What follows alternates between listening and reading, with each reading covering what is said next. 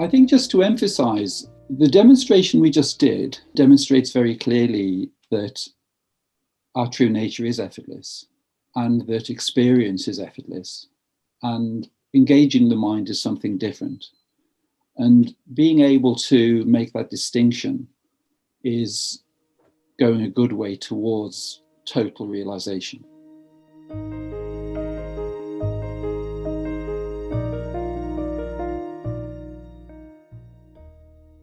Welcome to Letting Go and the Greatest Secret, where we explore the end of your suffering and the beginning of lasting happiness.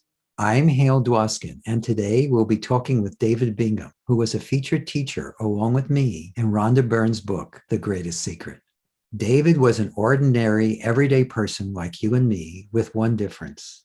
After 20 years of searching, he discovered the truth while listening to a podcast, just like you are doing right now.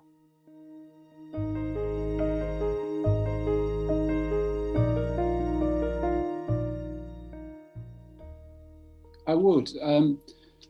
I sometimes use the analogy of an aeroplane coming into land. Individuality is almost like an aerobatics pilot, and we're sort of flying around and doing all sorts of stunts, and it can be quite a wild experience. But then to come into land, using the earth as an analogy of the infinite self, we need to align with that. And so the attributes of the infinite self are things like stability, equality, neutrality. And so we really need to bring individuality in alignment with that. And one of the most effective ways to do that is through actually the Sedona method, was a major thing for me, because the subconscious programs create turbulence, and that turbulence tends to be in the form of either, I've noticed in my own experience, and also with people who I've spoken to over the past 13 years, we tend to have beliefs to do with lack of self-worth, feelings that we're not lovable, inferiority. Sometimes also there are attachments to spiritual practices, which can also inhibit the possibility. Definitely.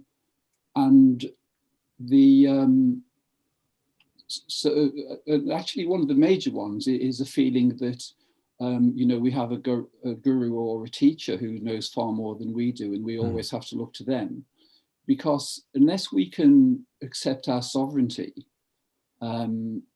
it's not going to be possible to merge with our true nature, because we're holding an intermediary between our own experience and our true nature. So knowing that those elements can inhibit the process, being able to neutralize those is really important, because if we can get into the space of silence, stability, then we can bring the aeroplane of individuality into land.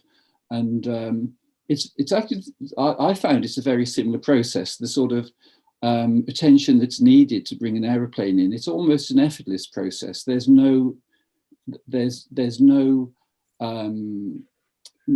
need for any kind of acceleration. We're sort of quietly merging, but there's also that state of attention and awareness, a very simple form of awareness.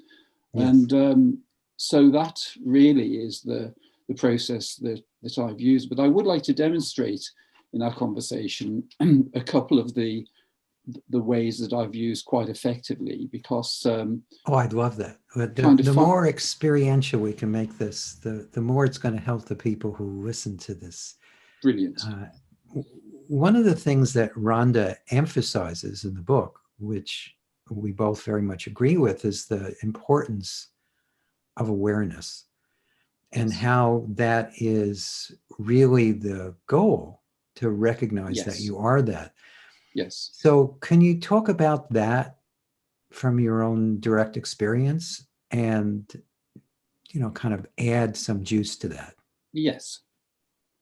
Well, when I listened to the podcast of John Wheeler back in 2005, it was quite a revelation, because he was emphasizing the importance of awareness.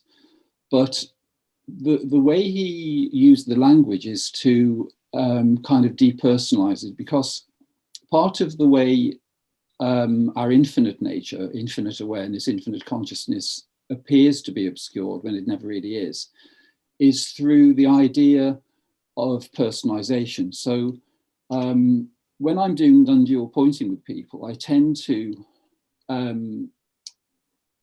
try to emphasize the difference between awareness of, because it's awareness that's aware, but the way that is obscured is because language has made us use terms like I am aware of, but our true nature is actually impersonal. It's impersonal awareness. But part of the way that it's obscured is by personalizing it and making it appear as though the individual is aware. So when I speak with people in consultations, and it's mainly been one-to-one consultations, I've found that over the years, it's much more effective to speak with people one-to-one. That's been my experience. But with awareness, it tends to be just kind of refining the language that people are using, because if they're saying, well, I'm aware of the thinking process, or I'm aware of feelings in the body, that tends to keep the idea that awareness belongs to the individual. But by just asking them to use terms such as there is awareness of thinking, there is awareness of emotions in the body, there is awareness of a body sitting on a seat, that enables people to see that awareness is independent of the body mind, and so I tend also to emphasize that even though we've been conditioned to believe that the thinking process is 100% of our consciousness, it's actually less than 1%, because most experiences we have are coming directly and are registered directly in awareness. And so making the distinction between the mind and awareness and giving direct examples of that tends to give people the opportunity to see that their true nature is already present. So that's the thing that I tend to emphasize, and I have one or two different strategies depending on the individual, because most people come with certain concepts of limitation, and so the conversation needs to go in a particular direction depending on what those concepts are. Sure. Kind of adapt to their where Yes. they're coming from. Yes. You hear this expression that there are 50,000 thoughts a day. And people really are obsessed with those thoughts. So basically, what you're doing is helping people recognize that the thinking is the least of them, as opposed to the all of them, which is how most people experience it. Yes, exactly. And also, the thing that became apparent is that the opportunity to release subconscious programs can either be before realization or it can be afterwards. But generally, it's much better experientially to resolve as many of those as possible before realization, because I've had one or two experiences where the person has come to me, they've realized their true nature, but it's as though the mind tries to reinstall the programming, and it can do it in quite a severe way. So it can activate those programs in quite an intense way, and it can result in intense experiences. So I tend to emphasize the need for neutralizing the programs before realization. Sure. But also I have a kind of follow-up available, so that if people do have those sort of activations, I always encourage them to contact me so that I can help them through them. Sure. So how do you do that with people? How do you work with them to neutralize the programming?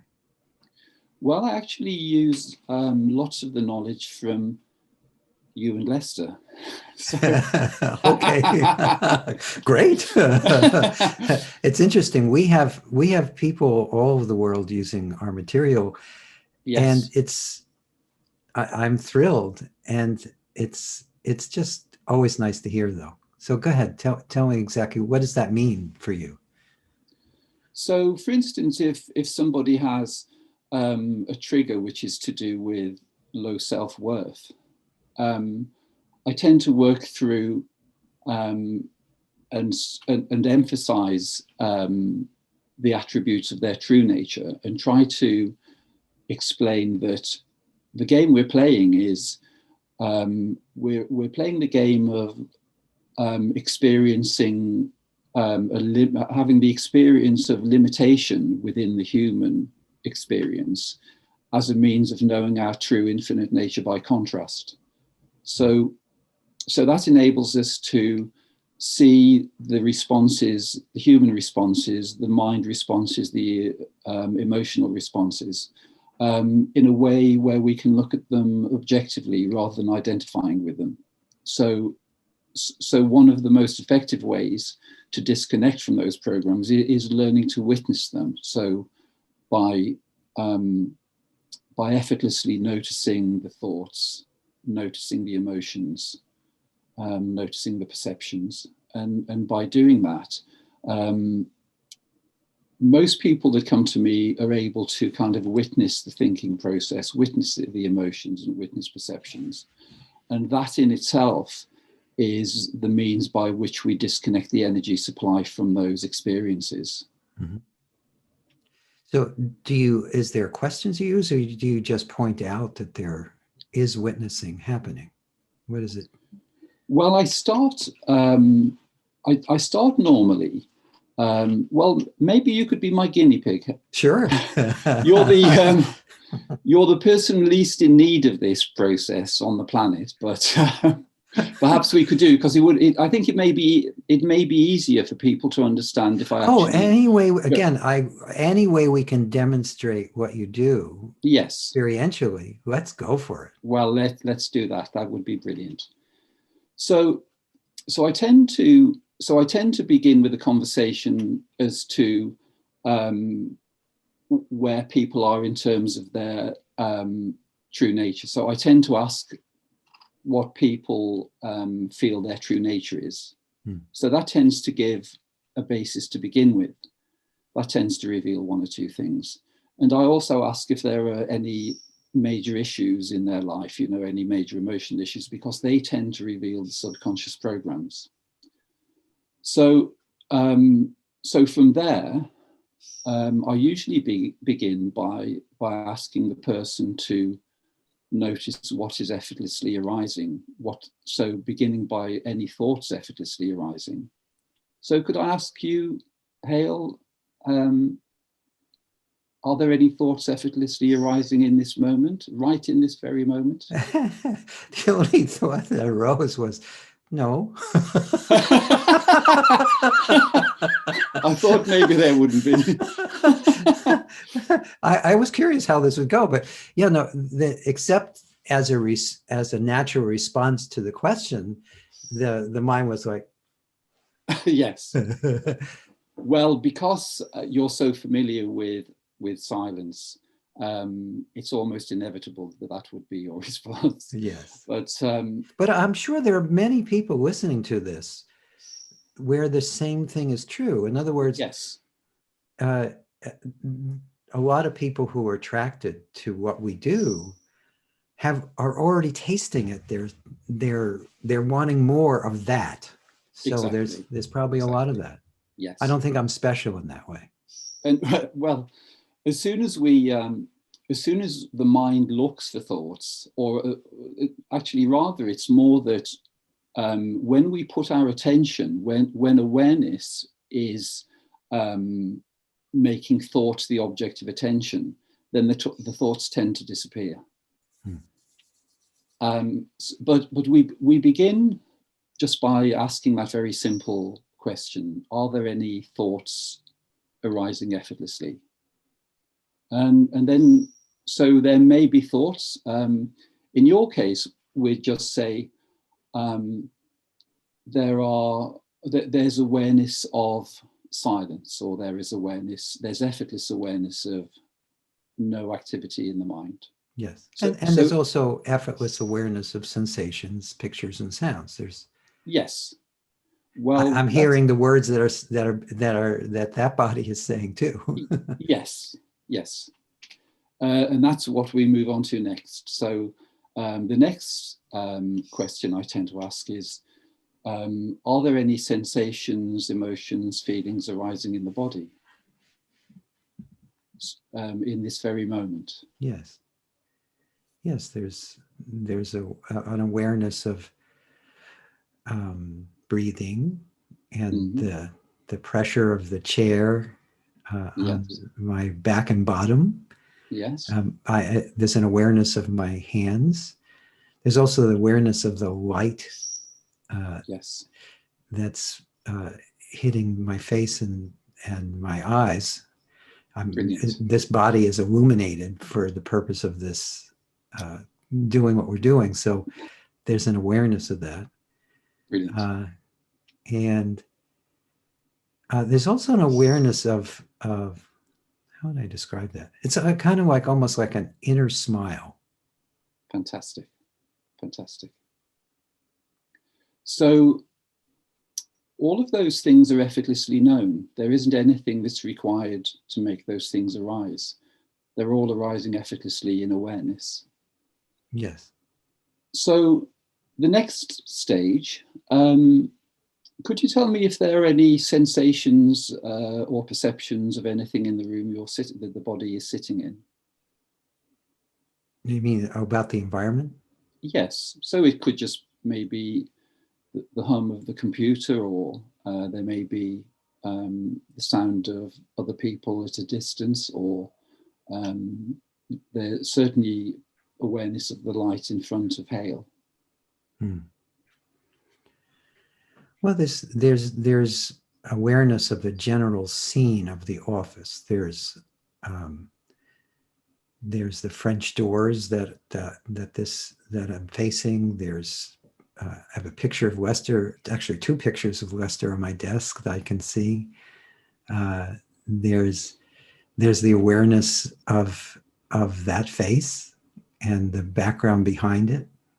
Brilliant. Because we're on Zoom, there's also the awareness. There's 2 pictures on the screen.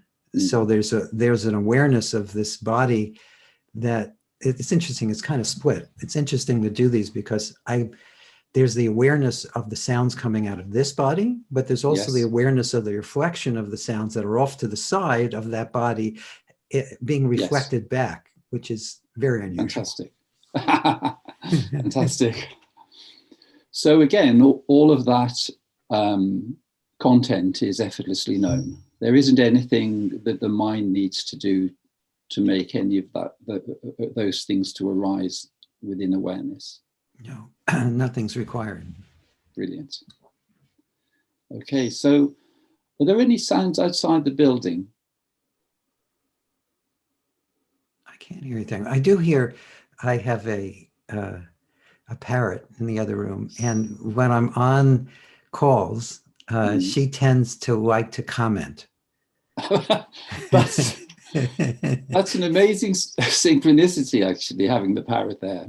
Yes. Because the next stage of the process I use is to ask the person to provide a commentary on some element of the content that is arising effortlessly. So could Hale just mention something about the parrot. The parrot would be a great one.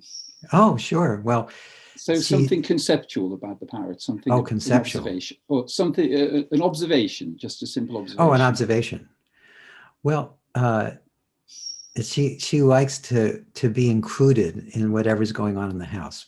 In this house where my wife and I live, we spend a lot of time in the same room with her, and and her chirps are different depending on what she's trying to communicate. Right. And wonderful. This one's a slight complaint. It's like you're having fun in the other room, or you're having at least a conversation.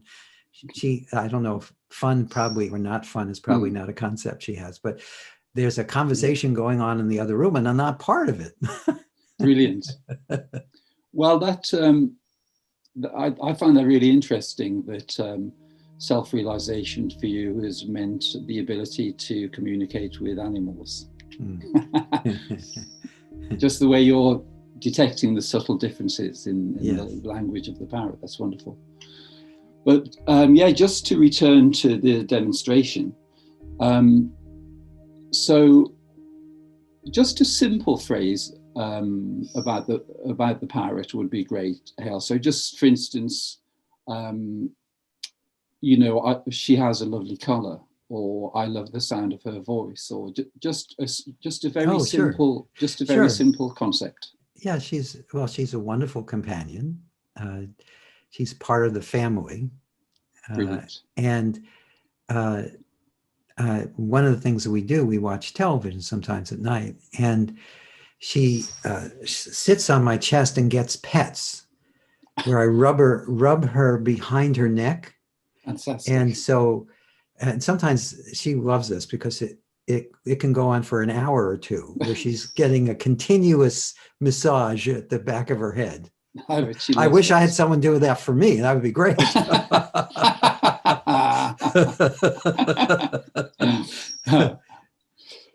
So, well, that's a great demonstration of what I was hoping for, because what I like to demonstrate is the distinction between effortless awareness, effortless being, and engaging the mind. So for instance, if we take the example of your parrot, there's the direct knowing of the sound of the communication of the parrot in the other room. And that's the sound is being registered directly in effortless being, in effortless awareness. And there's no effort required to do that. And then Hale engaged the mind to say, my parrot comes and sits on me in the evening. Yes, that was definitely mind. And the parrot is a member of the family. Yes, it's all conceptual. Yeah. So that's the conceptual element. Yes. So the distinction is that we all are already resting as effortless being, effortless awareness, because everything you described up to the point where you were providing a commentary on certain elements of your lovely parrot, all of that was being registered directly in infinite awareness. And there's no effort required for that. Mm-hmm. So we're all already resting as effortless being. It's only that we've been conditioned to believe that all of those things are coming in through the mind, which they're not. The mind is only a commentator. So when the mind is engaged, we engage the mind as we engage the gears in a vehicle. And so we can engage the mind and we provide a commentary. So we can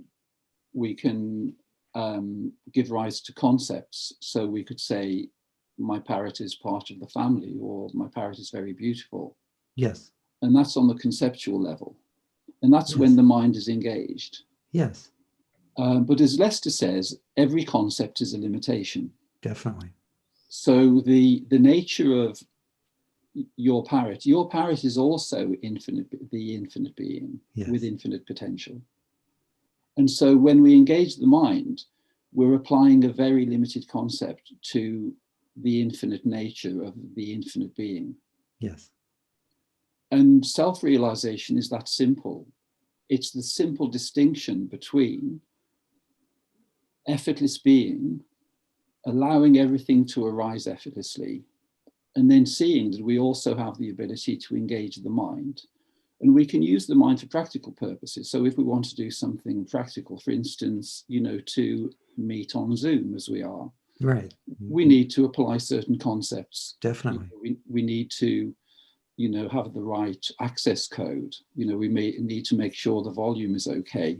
And so the mind is a very useful device, but the process I've just used demonstrates that it's actually very easy to put the mind to one side. And Yes. the benefit of that is seeing that we're all actually already resting in our true infinite nature all the time. We just have this secondary device, which is the mind, which is a duality device. It enables us to experience in the subject-object mode of experience. Yes. And it's always available to us, and it can be very joyful once we realize that it's available to us as an asset rather than something that's a kind of torture device, which it can also become. Oh yeah, most people's minds are such torture devices. Oh my God. But it is a wonderful device, and it enables us to experience duality, which gives rise to the opportunity to experience personal love. Yes. And so we can only experience personal love in the subject-object mode of experience. So while we're pretending that we're the individual, or where we're entering into that experience, we can have the experience of personal love. Yes. And the more deeply we understand that, the more infinite love can actually move into the channel of individual personal love. Yeah, I like that. Actually, I was noticing when you asked me to do commentary, there was this loving awareness of the commentary. Right. Yes. And it was nice to just simply pay attention to that. Yes. Well, it does deepen. Even as you were describing your parrot, I could feel love arising for the parrot because, the uniqueness. I love animals, and Yes. I think one of the things that becomes more noticeable with realization is that we're truly existing in equality with all life forms. Yes. And liberation to me is liberation from any sense of hierarchy. So there's total respect for all life forms. And, Yeah, I would totally agree with that. when we experience on that level, then the forms reveal themselves to us more fully. So the description of your relationship with your parrot, really demonstrates that, because so many people wouldn't have that depth of experience. Yeah, it's funny. I wouldn't. I didn't see that as deep. It was just natural, and Yes. And I had just assumed that everyone, when they have a pet, develops a relationship with them. But I guess it's sometimes much more limited than that. I guess I don't really Yes. know. Yes. I guess I've lost touch with that. But the other thing you reminded me of is part of the reason that Amy and I moved to where we live now is that there's these amazing flocks of birds that winter here. And one of the things we love to do is just be with these huge flocks of birds, because it's just wonderful. It's just exquisite. Just watching, there's nothing you need to do. It's just, it's beautiful. Yes. And it also reminds me, I was talking to Francis Lucille earlier this week, and one of the things he said that I loved is that there are many doorways to infinite awareness, or he called it the inner garden of awareness. And one of the doorways is beauty. Yes. And another one he talked about is love. And it's just nice to look at it that way. There's just something beautiful about that. Definitely. And also, I think another portal probably is the animal kingdom. Yes, nature. Because they're demonstrating innocence and equality, and you know, we're seeing them in their pure form. We're not seeing them as some sort of commodity. Yes. Well, if you're just observing them, I mean, on a farm, it's a little different. Yes. Yes. But yeah, there's something about being in nature that does, if you just are just being in nature as opposed to thinking about everything else. Yes. It naturally helps you still. Definitely. Yeah. And I think, you know, one of the reasons we tend to go into nature, and we like, you know, standing in an area where, you know, there's a panoramic view, you know, where we can see distance, is that on some level we're perceiving our infinite nature. When we're in buildings and in rooms, it seems much more limited, but that sense of expansiveness that we can experience when we're outside, it's almost, well, it's giving us a direct experience without knowing what it is really sometimes. Yes, in fact, that reminded me when I was very young, I also had this love for nature. And in retrospect, I realized that some of my first experiences of pure awareness were watching sunfish in a pond, or there was one particular sunset when I was in camp where there was just the watching. Brilliant. And at the time, I thought nothing of it. It was only decades later that I realized it was a glimpse. Yes. Yes. And everyone watching this has probably had experiences like that, where they've gotten these glimpses and didn't even realize. Yes.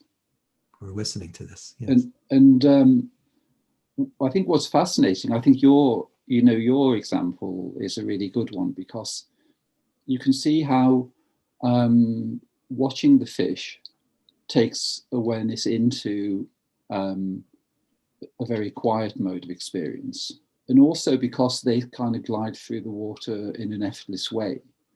It's almost the perception was giving rise to your infinite nature, you know, because it was quiet, it was still, it was effortless.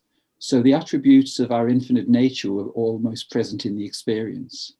Yes. And so it was, you know, a very short step from there to realizing one's, or having a glimpse of one's infinite nature. Yes, yes. So I want to make sure we cover some of the other things. You said you had a couple of other things you wanted to demonstrate. I've really enjoyed the how experiential you've been making your presentation. I love that. So good. Anything else we can do in that direction? Yes, certainly. The less people have to think about this, the better off they are. Absolutely. Well, I think just to emphasize, the demonstration we just did demonstrates very clearly that our true nature is effortless, and that experience is effortless, and engaging the mind is something different. And being able to make that distinction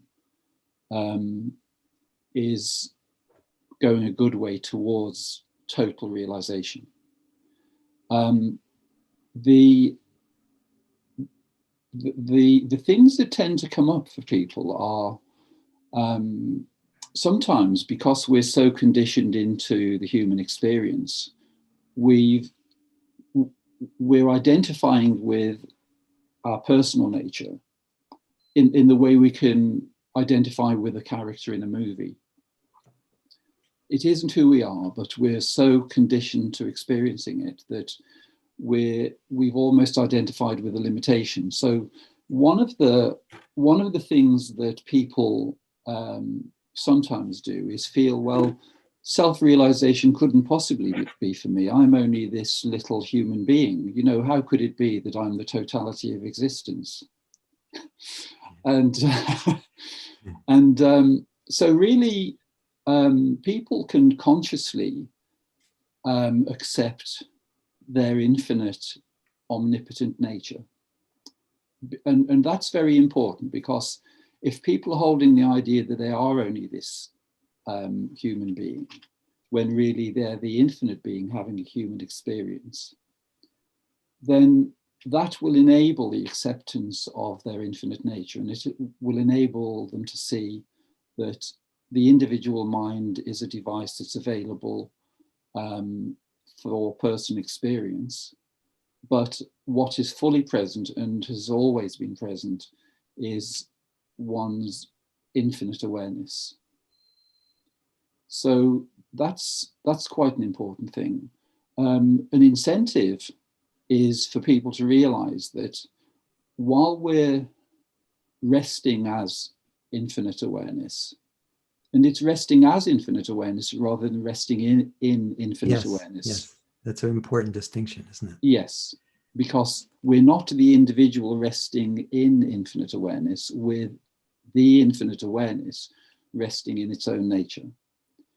And so that's quite an important thing to be aware of. But in terms of human experience, the more we are able to rest in infinite being, rest as infinite awareness, notice everything arising. So it doesn't matter if thoughts are arising, emotions are arising, sensations, perceptions.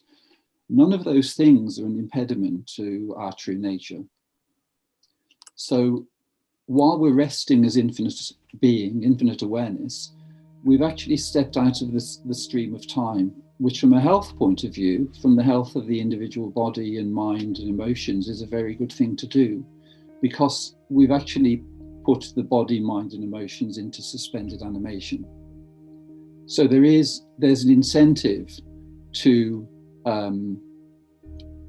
resting as infinite awareness, infinite being. And so if for some people there isn't the possibility of accepting one's true infinite nature immediately, that could be an incentive to just become more familiar with it. And the more familiar we become with our infinite nature, and the more clear we can make the distinction between our infinite nature and the engagements of the mind, then the more easily it will be to realize our true nature. And there's another important point I'd like to make, Hale, Sure. which is there's a British scientist called Rupert Sheldrake, who you may well have heard of. Mm-hmm. And Rupert Sheldrake has a theory of the morphic field. He calls it the M field. And basically, the morphic field is a field of collective consciousness. And the example he was using was when there were monkeys who were on a particular island, and they were given a task to access food in this device that had been made. And it was a kind of puzzle for them. And when the monkeys on that island had accessed the food and they'd learned how to operate this device, immediately monkeys on another island several hundred miles away were able to do exactly the same thing. Mm. And because consciousness, because infinite being, infinite consciousness is a morphic field, the opportunity for self-realization now is much easier than it was, for instance, when Lester realized his true nature. Because the pioneers like Lester, they were the sort of groundbreakers for the rest of us. But Yes, what's happening, that's definitely true, is it's becoming easier and easier. And so that should be encouraging for people, because it's easier now than it ever has been. And I think Rhonda's book is a really important element in this, because Oh, I agree.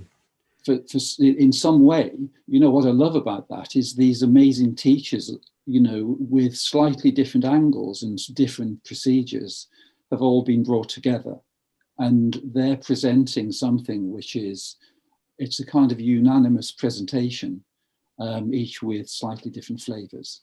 Yes, and it's what's wonderful about it is because they're slightly different flavors, it's almost like awareness or beingness is speaking through multiple voices at the same time. Yes. But yes. saying the same thing. Yes. And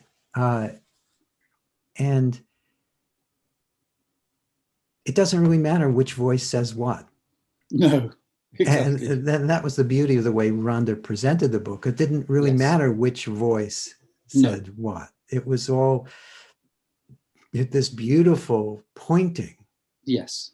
And I'm, to me, it's an indicator that we as a whole are opening to this more in mass consciousness. Yes, definitely. And I've also noticed in over the years, it's gotten so much easier. I mean, I've been doing this for decades. And it gets progressively easier to help people see what's true over time. Yes. Yes, it's wonderful in that way. And I feel, I think as you do, that I feel a real bond with all those teachers. And, I feel very unified with them. And it's enriched my own experience just being a part of that. And because it's such an enriching thing. And I really love that. But as you say, the differences in presentation, they've actually broadened the range of possibilities that are available. That's how it feels to me. Yeah, that's also why we're doing this podcast. It is. Yes. Every teacher had some words in the book through the filter, a beautiful filter, but still a filter of Rhonda.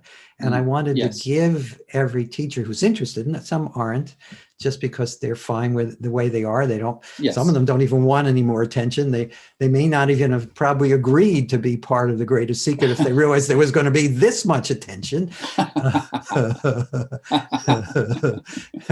But by having these conversations, it's a way to let people see the different ways that grace flows and infinite awareness is speaking.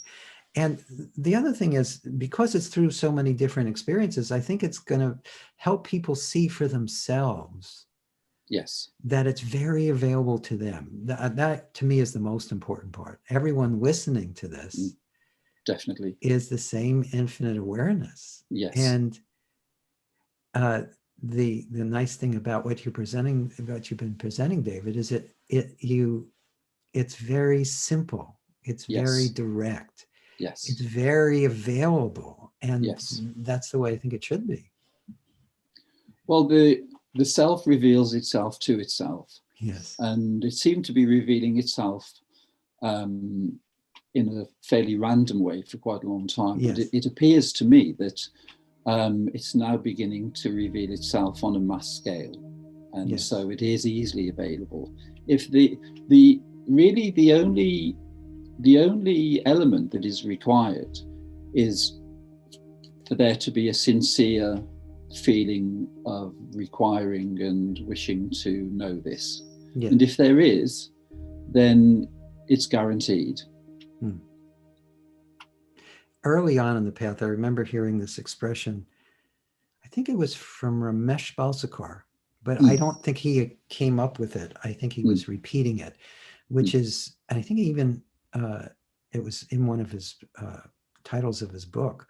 But you're already your head is already in the tiger's mouth. Yes. I love that. That's brilliant. And That's fantastic. Yeah. yeah, and that's really how it is. Mm, My feeling mm, is that everyone listening to these podcasts, who reads Rhonda's book, who mm, goes to the seminars or the satsangs or the talks or the consultations that mm, all the teachers and all the other wonderful teachers on the planet who are mm. pointing towards non-dual awareness, Yes. they're just the fact that they're engaged in that Mm. means their head is already in the tiger's mouth. Yes. It may even have been detached from the body. Yes, hopefully. I think it's wonderful that you've identified this, though, Hale, because um, I had a conversation with Rhonda a couple of weeks ago, and when the book first came out, because we both noticed that it was being received in quite a polarized way. Very well, the whole world is very polarized, so that's not surprising. Yes. So there were those who had ordered the book and they had a kind of expectation about it and anticipation, and they kind of read it very speedily without sort of allowing it to become absorbed, too deeply. And they were actually trying to use the mind to Yes. understand it, and the mind is the wrong instrument. But what I love now is the balance has really shifted, because I think even with the reviews that are appearing, even on places like Amazon, there are so many people who are presenting really fantastic reviews where they really get it, and that the benefit of this knowledge is available, and they're really seeing it deeply. So I think the ones who maybe commented in a fairly cynical way to begin with, I think they're having to pick the book up again and Yes. to look at it again, because they've actually missed the greatest secret.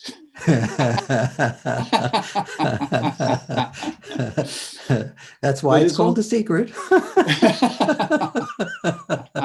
Although it's so funny, it's so obvious once you do start to see it. It's like, Yes. how could I have missed it? Yes. But at the same time, for most of us, when we're lost in the linear thinking, it's missed. Yes. It's Yeah, totally missed. definitely. It is. But yeah, just another little angle I'd like to mention, if Oh, I could, please. it is just, I'm not sure whether you were recording at the moment when we were having this conversation earlier, but just making the distinction between the way we use language, because language tends to obscure our true nature, Yes. because language can only give rise to concepts, and all concepts are concepts of limitation. So by amending the way we use language can enable and facilitate self-realization much more easily. Yes. So when people are looking at the process of noticing forms arising in awareness, it's beneficial to make those observations impersonal. Yes. So using terms like, there is awareness of the thinking process, there is awareness of thoughts arising effortlessly, Yes. or there is awareness of emotions arising effortlessly, or sensations, or there's awareness of the body sitting on the seat, or of the parrot in the other room. Yes. And to use those sort of terms is beneficial, because it depersonalizes awareness. Because Yes, that's important. if we're using terms like, I can notice thoughts arising in me, or I'm feeling these emotions, we're then maintaining the personal mode of experience. And it's important to be able to see awareness as an infinite field, rather than something that is attached in some way to individuality. Yes. I'm glad you brought that up, because one of the things I was going to do is ask you to give some pointers. And that's a perfect pointer. We were recording that in the beginning, but you bringing it up again is perfect, because although you shouldn't change your language with anybody else. They'll think you're No. weird. Yes, exactly. but your own self-talk, if Yes. you catch yourself in a personal conversation, you can just switch, and you can feel a difference. Is that Yes. what you're saying? Yes, exactly. We don't, speak in an artificial way to anyone. But I like the idea. Somebody said to me, someone who's self-realized, they said, I only become the individual when someone knocks my door. All right. So we're already, while we're home alone, there is just effortless awareness, and whatever is arising is just arising. And we can be engaging the mind, or we can be resting as infinite being. When someone knocks our door, we become the individual, or we don't become the individual, we assume the role of the individual. Yes. So they speak to us as though we are an individual. For instance, my mum, who's 89, I take her with her dog in the morning, and we go for a walk. Unfortunately, she's really healthy. But my mum, she says, David, you need to make sure you're around at the right time when you're coming for lunch today, or something like that. And, so the whole, we have these roles that we play, with our friends and with our family and whatever. And they're each kind of different roles. And the thing with infinite being, infinite consciousness, is we can assume any of those. Yes. And so actually the personal experiences become much richer, because knowing our true nature by contrast enables us to experience our infinite nature within our personal experience. So it just gives, the benefit of self-realization. It just gives such a depth to experience, because we're experiencing the contrast of the limitations of human experience, contrasting with our infinite nature. And you tend to find a depth which emerges there. And I think, the way you were describing your relationship with your parrot is a great example of that, because you're not seeing the parrot in a limited way. You're seeing it in an infinite way. And then whether it's a person or an animal or anything that we're viewing, or any possessions we have, we can see them in an infinite way. Yes. And so that just gives a depth to experience that wasn't there before. And also, what I love is see, even when we're conversing with someone who has maybe a limited idea of their own nature, it's wonderful that we can see and respond to them in terms of their infinite nature. Yes. Yes, it's an invitation to see everyone as that. Yes.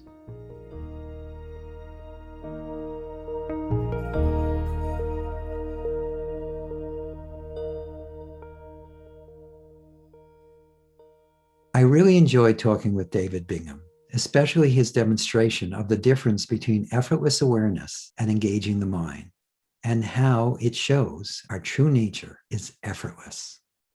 To learn more about David Bingham, please visit his website, nonconceptualawareness.com. That's www.nonconceptualawareness.com. You will find the link in the podcast notes. If you enjoyed this podcast, please subscribe so you can have immediate access to future episodes. Please give us a 5-star rating and share it with the people you care about. If you'd like to learn more about my work, my mentor Lester Levinson's work, and the Sedona method, please visit sedona.com. As you explore our site, you'll learn the key to lasting happiness, success, peace, and emotional well-being. We have books, courses, events, and plenty of free material to explore. Again, go to sedona.com. That's SEDONA.com. Thank you for being here, and we'll catch you in the next episode of Letting Go and the Greatest Secret.